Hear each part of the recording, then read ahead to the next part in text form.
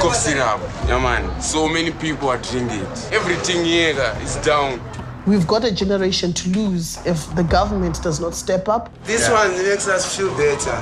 Cheapest way to get high, $5. Police are come after we, but we don't give a damn about them. If they come, we wanna give them $2, they go back.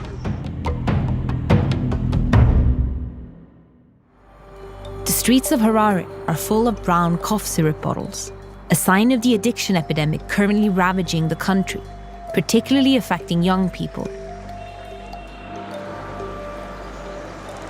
No doubt, you can die the shit. I ain't got no mercy. I'm so ruthless. I'm a villain. On the 2016, I started drinking promptly. So per day I could take something like 4 bottles at 400 mils. I wasn't myself. I was someone else or something else. The cough syrup, often of the brand Bronclear, contains codeine, an opiate that can be used as a painkiller. It's relatively harmless in small doses, but can be highly addictive.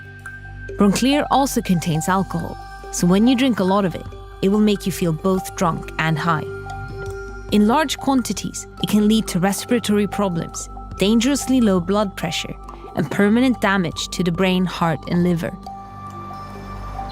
Like I did it because of my friends. They were like, if you don't do this, I won't play with you. When you start doing it, afterwards you think it's a better way of life. My mother is a widow, then she doesn't go to work. So some of the times when you get piece jobs, you have to go and get some money and bring it home to buy some food. This is my house. I stay here with my 5 children, my mother of 5. With my son, unfortunately, we didn't pick it up because he was in boarding school.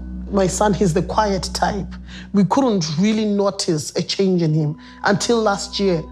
You know, you would come home, you would be on that couch, he's holding a plate in his hand, and you're speaking to him and he's not responding. That is what Bronclear does. He even went to a stage where he started taking things and selling them, maybe to buy his Bronclear or whatever he was taking then. Yeah, a lot of things, my laptop, cell phones, even food. He even went to that extent. One time he even ran away from home.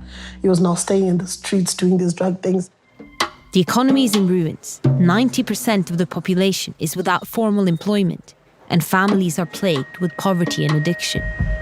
Back in the 1980s, Zimbabwe was prospering, but former dictator Robert Mugabe ran the country into the ground. He was ousted in November 2017, and in July 2018, the country held its first democratic election in 4 decades. But people are still feeling the consequences of Mugabe's 37-year rule. We drive to the slums of Mufakose, an impoverished area in the outskirts of the capital. Here we meet Phaeton. He works as a music producer. Welcome to Mufakose. This is my ghetto. But when he was younger, he lived on the streets and was addicted to Bronclear.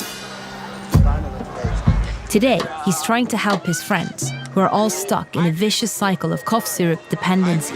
This is some of my ghetto youths. They don't go to work. As you can see that's what they take. That's Bronclear.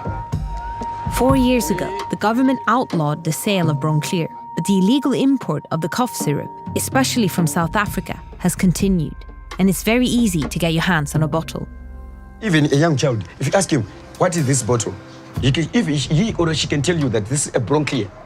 Everyone is selling, even on the shops there's a lot of people who are selling these things. Phaeton takes us to the local marketplace to show us how cough syrup is being sold and used on the street. Yeah, left.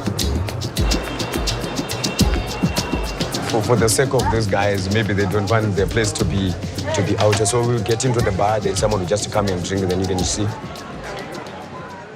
Soon, we're surrounded by young guys drinking Bronclear.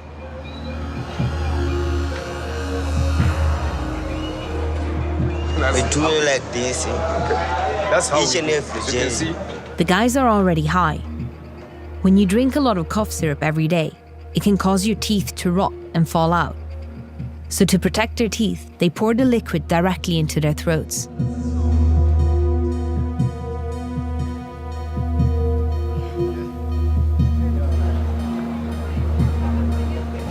How long does it take until you feel Something like 20 minutes. It's for half a day, then you need another edition. The main reason which makes us do these drugs is, guys, is unemployment. You don't have things to do. You don't get stressed or get worried about a lot of things. I've been seated at home like 2 years now. This one makes us feel better. Stress. Don't think too much when you drink this. Every day, I take 1 bottle and I feel high and I don't think anything. In a day, we say about $100 to $150. We make a profit of about $100, just 1 box. We have got some buyers there outside South Africa. So we contact each other, we send them some money, and they bring the drugs by the bus.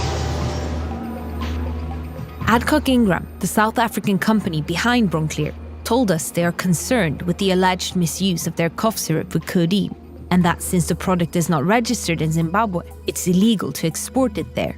They acknowledged that smuggling medicine across borders is common and told us they have internal processes in place to flag unusually high or suspicious orders. We want to understand what's being done to help young addicts. So we head to downtown Harare to meet up with Hilton Nyamukapa. He works for one of the few NGOs in Zimbabwe actively working to help addicts. There are quite a number of reasons why the youths are actually taking drugs. The number one reason is idleness. Some of them cannot afford to go to colleges, so it's a way of coping with the stress associated with idleness. It's hard to pinpoint the exact amount of young Zimbabweans who are addicted to Bronclear and other narcotics. The government states that no official studies have been conducted to quantify the scope of the issue. That's why various interest groups have made their own assessments. And even though the results vary a lot, one thing is certain: the number of young people living on the streets as drug users is alarmingly high. With the information we are getting from various sources, we can say probably more than 50% of the youths in Zimbabwe are actually taking drugs. And once you're hooked, it's hard to get help, because the only specialized rehabilitation options in Zimbabwe are privately run and unaffordable for most users. Hilton tells us how the government handles it.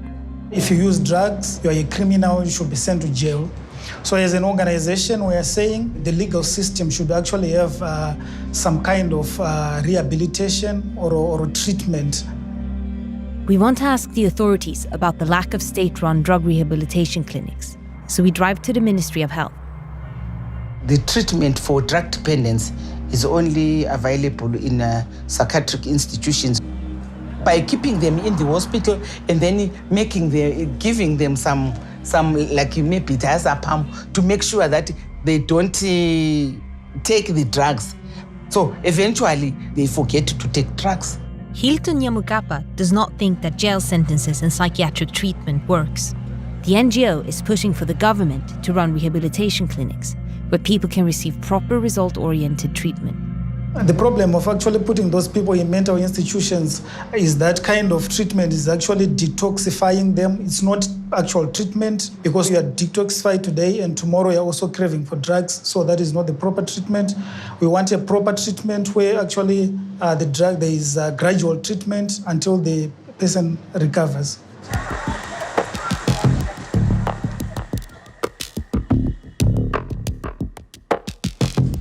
Zimbabweans pretend to be conservative and they don't want to openly talk about these things.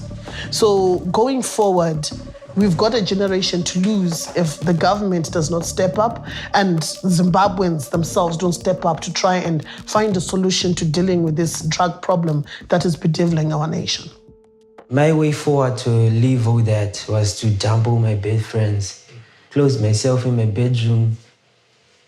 Like when I started being serious in my music, I had no time for drugs and something like that. So that's what made me lose my interest in drugs. I have 4 siblings, and like all of them, they're looking up to me. My hope for the future is to be someone better, like a source of inspiration to the youth. Kuzi Wakashe found a purpose in making music and hence a way out. But thousands of young Zimbabweans are still in the claws of addiction. But to treat the root cause of Zimbabwe's cough syrup abuse, the lack of opportunities for the country's youth, it will take real political change that offers them future prospects.